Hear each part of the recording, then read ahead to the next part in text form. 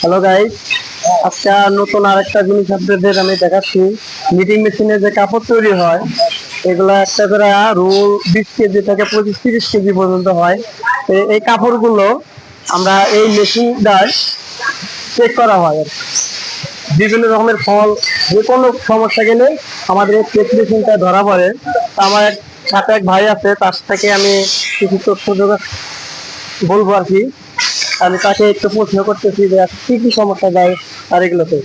আচ্ছা, আপনাদের কাপড়ে এখানে আমার এখানে কাপড় ইন্সপেকশন হয়। হুম, এখানে কাপড়ের বিভিন্ন ত্রুটি গুলোকে আমরা শনাক্ত করে আমরা পয়েন্ট আকারে তা নির্ণয় করে থাকি। আচ্ছা ঠিক আছে, যেমন সেটআপ, হোল, লুপ, লেখা ডোপ, লেখা cotton, finger mark, needle mark, মান্ডা, এইসব বিভিন্ন কাপড়ের আচ্ছা, একটু সমস্যা চেক আমরা একটু চেক করে দেখান তো আমার কিভাবে চেক করেন আপনি। মনে করেন যে আমরা মেশিন রানিং দিচ্ছি। হুম, রানিং দেওয়ার পরে আমরা এখানে প্লাই ঘন্টা হুম, স্পেশাল করলাম, আচ্ছা আচ্ছা। হোল গেল, সেটআপ যাচ্ছে।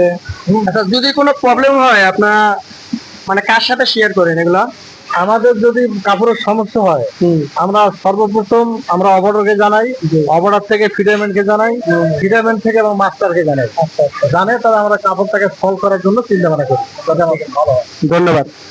দর্শক মন্ডলী, দেখতে পাচ্ছেন এখানে আরো নিত্য নতুন যে কোনো নিটিং কাপড় তৈরি হোক না কেন, এই মেশিনটাতে আমরা এখানে চেক হয়।